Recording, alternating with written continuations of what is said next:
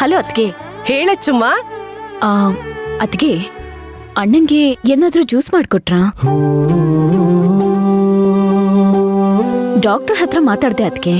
ಸ್ವಲ್ಪ BP ಕಮ್ಮಿ ಆಗಿದೆ ಅಂತ ಹೇಳಿದ್ರು. ಅದಕ್ಕೆ ಊಟದಲ್ಲಿ ಉಪ್ಪು ಖಾರ ಎಲ್ಲ ಕಮ್ಮಿ ಮಾಡಕ್ ಹೇಳಿದ್ದಾರೆ. ಆಮೇಲೆ ಸ್ವಲ್ಪ ಹೊತ್ತು ಮಲಗಿ ರೆಸ್ಟ್ ಮಾಡೋದಕ್ಕೆ ಹೇಳಿ. ರೆಸ್ಟ್ ಮಾಡಿದ್ರೆ ಎಲ್ಲ ಸರಿ ಹೋಗುತ್ತದ್ಕೆ.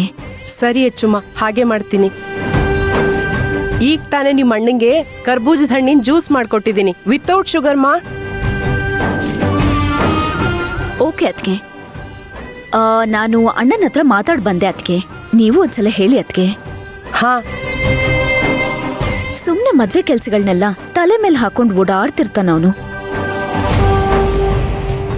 ನನಗ್ ಭಯ ಆಗ್ತಿದೆ ಅದ್ಕೆ. ನನ್ ಮದ್ವೆ ಚೆನ್ನಾಗ್ ನಡಿಬೇಕು ಅಂದ್ರೆ ಅವನ್ ಹೆಲ್ತ್ ಫಸ್ಟ್ ಚೆನ್ನಾಗಿರ್ಬೇಕು ಅಲ್ವಾ? ಅವನಿಗ್ ಒಂದ್ ಕಡೆ ಕೂತ್ಕೊಂಡು ಬೇರೆಯವ್ರ ಕೈಲಿ ಕೆಲ್ಸ ಮಾಡ್ಸೋದಕ್ ಹೇಳಿ. ನಮ್ ಶ್ರೀಧರ ಇದ್ದಾನೆ, ಶಂಕ್ರು ಇದ್ದಾನೆ. ಸಾಲ್ದು ಅಂದ್ರೆ ಇನ್ನೊಂದ್ ಸ್ವಲ್ಪ ಮ್ಯಾನ್ ಪವರ್ ತಗೊಳ್ಳಿ. ಇಲ್ಲ ಅಂದ್ರೆ ಒಂದ್ ಕೆಲ್ಸ ಮಾಡೋಣ, ಕಾಂಟ್ರಾಕ್ಟ್ ಕೊಟ್ಬಿಡೋಣ. ಹಂಗೂ ಮಾಡ್ಬೋದು. ನಾನಂತೂ ಇದೆಲ್ಲ ನಿಮ್ಮ ಅಣ್ಣಂಗೆ ಹೇಳ್ತಾನೆ ಇರ್ತೀನಿ ಕಣಮ್ಮ. ಆದ್ರೆ ಇವ್ರು ನನ್ ಮಾತು ಎಲ್ಲಿ ಕೇಳಿದ್ದಾರೆ? ಅದ್ಕೆ ಅಣ್ಣನ್ ಬಗ್ಗೆ ಹೇಳ್ತೀರಾ? ಅಣ್ಣಂಗೆ ನಿಮ್ ಮಾತು ಅಂದ್ರೆ ನನ್ ಮಾತಷ್ಟೇ ಗೌರವ, ಪ್ರೀತಿ. ಅವನದನ್ನ ತೆಗೆದು ಹಾಕಲ್ಲ. ನನಗೆ ಅಣ್ಣ ಪ್ರಜ್ಞೆ ತಪ್ಪಿದ್ ನೋಡಿ ಒಂಥರ ಆಗೋಯ್ತು. ಅದ್ಕೆ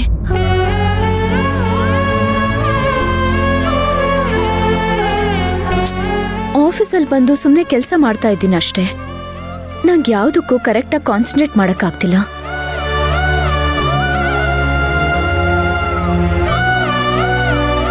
ಸರಿ ಅಚ್ಚು, ನೀನ್ ಏನು ಯೋಚನೆ ಮಾಡ್ಬೇಡ. ನನ್ ಜ್ಯೂಸ್ ಕೊಟ್ಟಿದ್ದೀನಿ ತಾನೇ. ಊಟದಲ್ಲೂ ಅಷ್ಟೇ ಎಲ್ಲ ಕಮ್ಮಿ ಮಾಡೇ ಕೊಡ್ತೀನಿ. ಒಳ್ಳೆ ಸೂಪ್ ಮಾಡ್ಕೊಡ್ತೀನಿ. ಮಧ್ಯಾಹ್ನ 3 ಗಂಟೆಗೆ ಹಣ್ಣು ಕಟ್ ಮಾಡ್ಕೊಡ್ತೀನಿ. ಇನ್ನೂ ಏನಾದ್ರೂ ಇದೆಯಾ ವಿಚಾರಿಸ್ಕೊಳ್ಳೋದು ನಿಮ್ಮ ಅಣ್ಣನ ಹತ್ರ? ಸರಿ ಅದ್ಕೆ. ಸರಿ ಅಚ್ಚು, ಆಯ್ತು. ರೀ, ಮಾತಾಡ್ತೀರಾ? ಸರಿ ಅಚ್ಚು, ಬಾಯ್. ಅದ್ಕೆ ಹುಷಾರು. ಇನ್ನೊಂದ್ಸಲ ಹೇಳ್ತಾ ಇದ್ದೀನಿ. ಸರಿ ಅಚ್ಚು. ಓಕೆ.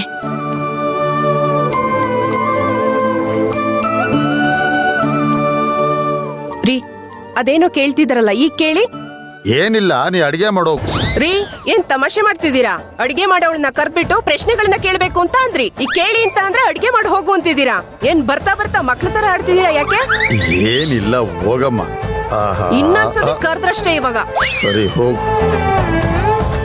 ನಮ್ಮ ಅಚ್ಚು ನೋಡಿದ್ರೆ ನನ್ನ ಮೇಲೆ ಇಷ್ಟೊಂದು ಕಾಳಜಿ ಇಟ್ಕೊಂಡಿದ್ದಾಳೆ. ನಾನು ಯಾಕೆ ತಪ್ಪು ತಿಳ್ಕೊಂಡೆ?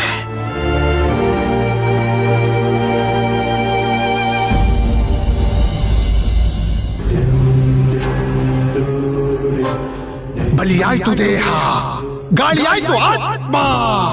ಆಸೆಯ ಪಾಶಕ್ಕೆ ಕೊಂದಾರು ಅಲಿಮನೆಯ ದೇವತೆಯನ್ನ. ಕೊಂದವರಿಗೆ ಕಾದಿದೆ ಕ್ರೂರ ಶಿಕ್ಷೆ. ಅನ್ಯಾಯಕ್ಕೆ ಶಿಕ್ಷೆ ಆಗಲೇಬೇಕು. ಮುರಿಯಲಿದೆ ಕೈಕಾಲುಗಳ ಕೀಲು, ಬೀಳಲಿದೆ ನಾಲಿಗೆ, ನಿಂತು ಹೋಗಲಿದೆ ಮಾತು. ಎತ್ತರದಿಂದ ಬಿದ್ದದ್ದು ಪಾತಾಳದಿಂದ ಎದ್ದು ಬರಲಿದೆ.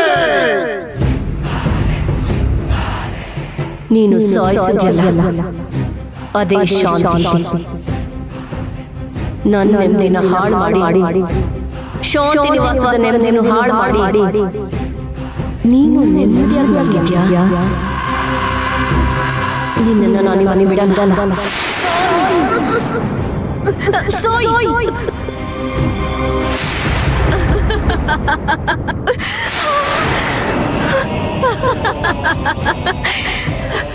ಏ ಮಂತ್ರ,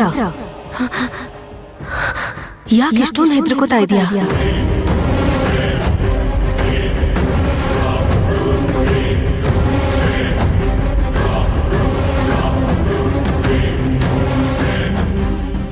ನಾನೇನಾ? ನಾನ್ ಯಾಕೆ ಇಷ್ಟೊಂದು ಭಯ ಪಡ್ತಿದ್ದೀನಿ? ಇಷ್ಟೇನಾ ನಿನ್ಗಿರೋ ಧೈರ್ಯ? ಹೇಯ್, ನನ್ ಧೈರ್ಯದ ಬಗ್ಗೆ ಮಾತಾಡ್ತಿದ್ಯಾ? ನಾನ್ ಭಯ ಪಡ್ತೀನ? ಇಂಥ ಭಯ ಅಂತ ಹೆದರ್ಕೊಳ್ಳೋಕೋಸ್ಕರ ಇಲ್ಲಿವರೆಗೂ ಬಂದ್ಯಾ? ಇಷ್ಟೊಂದೆಲ್ಲ ಮಾಡಿದ್ಯಾ? ಬುದ್ಧಿ ಇದೆಯಾ ನಿನಗೆ? ಮತ್ತೆ ಭಯ ಆಗದೆ ಇರತ್ತಾ? ನಿನಗೆ ಭಯ ಆಗ್ಲಿ ಇನ್ನೊಂದಾಗ್ಲಿ ಯಾವುದೂ ಇಲ್ಲ. ಆದ್ರೂ ನಿನಗಿರೋ ತರ ಯಾಕೆ ತೋರಿಸ್ಕೊತಾ ಇದೀಯಾ? ನೀನ್ ಹೆದರ್ಸ್ಬೇಕಾಗಿರೋರಿಗೆ ನೀನ್ ಹೆದರ್ಕೋತಾ ಇದೀಯಾ? ನೀನ್ ಹೆದರ್ಕೋತೀಯ ಅಂತ ಗೊತ್ತಾದ್ರೆ ಇವರೆಲ್ಲ ಏನ್ ಮಾಡ್ತಾರೆ ಅಂತ ಗೊತ್ತಾ? ಅವ್ರು ಏನ್ ಮಾಡ್ತಾರೆ ಅನ್ನೋದನ್ನ ಬಿಟ್ಬಿಡು. ಆದ್ರೆ ಮಂತ್ರ ಅವತ್ತೇ ಸತ್ ಹೋಗ್ತಾಳೆ. ಮಂತ್ರ ಸಾಯ್ಬಾರ್ದು. ಮಂತ್ರ ಇರೋದು ಬೇರೆಯವ್ರನ್ನ ಸಾಯಿಸಕ್ಕೆ. ಅರ್ಥ ಆಯ್ತಾ?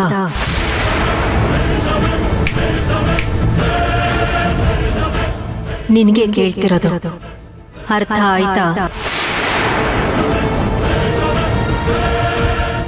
ಈ ಮಂತ್ರ ಸುಮ್ನೆ ಹುಟ್ಟಿ ಸಾಯಕ್ಕೆ ಈ ಭೂಮಿ ಮೇಲ್ ಬಂದಿಲ್ಲ. ಮಂತ್ರ ಒಳಗಡೆ ಒಬ್ಳು ಮಹಾಕಾಂಕ್ಷಿ ಇದ್ದಾಳೆ. ಅವಳು ಯಾರಿಗೂ ಯಾವುದಕ್ಕೂ ಹೆದ್ರಲ್ಲ, ಕುಗ್ಗಲ್ಲ, ಜಗ್ಗಲ್ಲ, ಬಗ್ಗಲ್ಲ. ಇಲ್ಲ, ನನ್ ಮಂತ್ರ. ನಾನು ಯಾರಿಗೆ ಯಾಕೆ ಹೆದರಬೇಕು? ಇದು ನನ್ನ ಸಾಮ್ರಾಜ್ಯ, ಇದು ನನ್ನ ಸ್ಥಾನ, ನನ್ನ ರಾಜ್ಯಭಾರ. ನಾನು ಇಲ್ಲಿ ಆಳಕ್ ಬಂದಿರೋಳು. ಆಳಾಗಿ ಬದುಕೋಕಲ್ಲ. ನಾನು ಈ ಮನೆ ಯಜಮಾಂತಿ.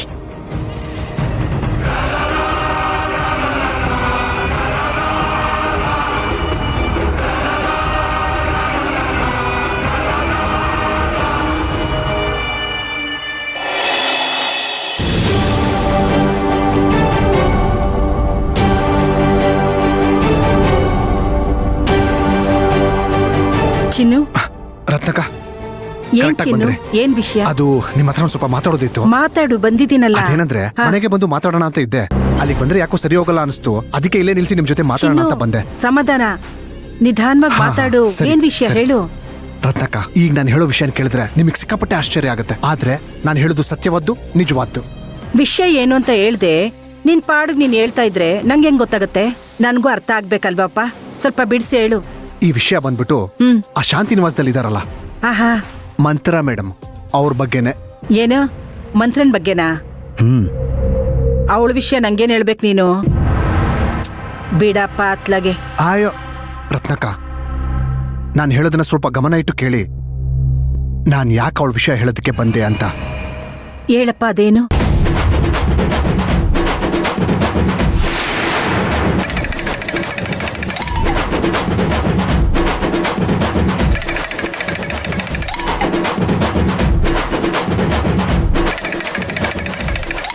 ಕೊಟ್ಟಾರೋ ಕೊಟ್ಟಾರೋ ಬಲಿಯ, ಕೊಟ್ಟಾರೋ ಬಲಿಯ ಈ ಮನೆ ಮಗಳನ್ನ. ಕೊಂದವರಿಗೆ ಕಾದಿದೆ ಕ್ರೂರ ಶಿಕ್ಷೆ. ಕ್ರೂರ ಶಿಕ್ಷೆಯನ್ನು ಇದು ಕಾಲಭೈರವನ ಆಜ್ಞೆ. ಯಪ್ಪ, ಅಲ್ಲ, ನೀನು ಬುಡ್ಬುಡ್ಕೆ ವೇಷ ಹಾಕೊಂಡು ಮನೆ ಹತ್ರ ಬಂದು ಎದುರಿಸ್ಬಿಟ್ಟೋದವನು ನೀನೇ ಅಂತೇಳು. ಸಾಧನಮ್ಮ ಹೇಳ್ತಾ ಇದ್ರು ಮಂತ್ರ ತುಂಬಾ ಎದುರು ಬಿಟ್ಟವಳಂತೆ. ಹೌದು ರತ್ನಕ, ಹಾಗೆ ಬಂದಿದ್ದು ನಾನೇ. ಆದ್ರೆ ನನಗೆ ಒಂದು ಅನುಮಾನ. ಏನದು? ಆ ಮಂತ್ರ ನಮ್ ಶಾಂತಿ ಜಾಗದಲ್ಲಿ ಬಂದು ಕೂತ್ಕೊಂಡು ಮಾಡಬಾರ್ದನ್ನೆಲ್ಲ ಮಾಡ್ತಾ ಇದ್ದಾಳೆ. ಆದ್ರೂ ನಮ್ ಶಾಂತಿ ಯಾಕೋ ಅವಳ ಮೇಲೆ ಕೋಪನೇ ತೋರಿಸ್ತಾ ಇಲ್ಲ. ಇಷ್ಟೊತ್ತಿಗೆ ನಮ್ ಶಾಂತಿ ಆತ್ಮ ಬಂದು ಅವಳಿಗೆ ಏನಾದ್ರೂ ಒಂದು ಸರಿಯಾದ ಶಿಕ್ಷೆ ಕೊಡ್ಬೋದಾಗಿತ್ತಲ್ವಾ? ನೀನ್ ಚೆನ್ನಾಗಿ ಹೇಳ್ದೆ ಕಣಪ್ಪ. ಆತ್ಮ ಕೆಟ್ಟದಾಗಿದ್ರೆ, ಸಾಯಕ್ ಮುಂಚೆ ಏನಾದ್ರೂ ದುರಾಸೆ ಇಟ್ಕೊಂಡಿದ್ರೆ, ಯಾರ ಮೇಲಾದ್ರೂ ದ್ವೇಷ ಇದ್ರೆ ದೆವ್ವ ಆಗ್ ಬಂದು ಕಾಟ ಕೊಡ್ತಾರೆ. ನಮ್ ಶಾಂತಮ್ಮ ದೇವತೆ ಕಣಪ್ಪ.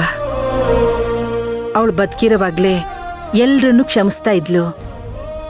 ಹೋದ್ಮೇಲೆ ಹೇಗಪ್ಪ ಭೂತ ಆಗ್ತಾಳೆ? ಅವಳ ಆತ್ಮ ಹೆಂಗಪ್ಪ ಇಂಥವ್ರಿಗೆಲ್ಲ ಶಿಕ್ಷೆ ಕೊಡುತ್ತೆ? ಏನ್ ರತ್ನಕ್ಕ ನೀವು ಹೀಗೆ ಹೇಳ್ತಾ ಇದ್ದೀರಾ? ನೋಡಿ, ಸಾಯೋದಕ್ಕೆ ಮುಂಚೆ ಎಲ್ರೂ ಒಳ್ಳೆಯವರೇ. ಆದ್ರೆ ಸತ್ತಾದ್ಮೇಲೆ ಒಳ್ಳೆ ಭೂತ ಕೆಟ್ಟ ಭೂತ ಅಂತ ಏನಾದ್ರೂ ಇರುತ್ತಾ? ಇಲ್ಲ ಅಲ್ವಾ? ಈಗ ನೀವೇ ಹೇಳಿ, ಇಷ್ಟೆಲ್ಲ ಅನ್ಯಾಯ ಮಾಡ್ಕೊಂಡು ಬಂದ್ಲಲ್ಲ, ಅವಳನ್ನ ಸುಮ್ಮನೆ ಬಿಡ್ತಾಳೆ ಅಂದ್ರೆ ನೀವೇ ಹೇಳಿ, ಇದು ನಿಮಗೆ ನ್ಯಾಯ ಅನ್ಸುತ್ತಾ? ನೀನ್ ಚೆನ್ನಾಗಿ ಹೇಳ್ದೆ ಚಿನ್ನು. ಸೊಳ್ಳೆ ಕಚ್ಚಿದ್ರೆ ಅದನ್ನ ಒಡೆಯಕ್ ಯೋಚನೆ ಮಾಡೋಳವಳು.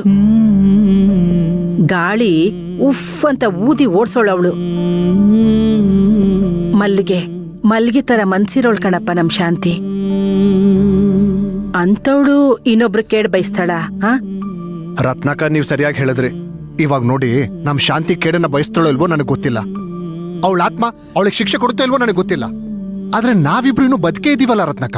ಇಷ್ಟೆಲ್ಲ ನಡೀತಾ ಇದ್ರೆ ನಾವು ನೋಡ್ಕೊಂಡು ಸುಮ್ಮನೆ ಇರೋದಕ್ಕಾಗತ್ತಾ? ನಾವಾದ್ರೂ ಅವ್ರಿಗೆ ಸರಿಯಾದ ಬುದ್ಧಿ ಕಲಿಸ್ಲೇಬೇಕಲ್ವಾ? ನಾವೇನಪ್ಪ ಮಾಡಕ್ಕಾಗತ್ತೆ? ನಡೆಯೋದನ್ನ ನೋಡ್ಕೊಂಡು ಸುಮ್ಮನೆ ಇರ್ಬೇಕಷ್ಟೇ.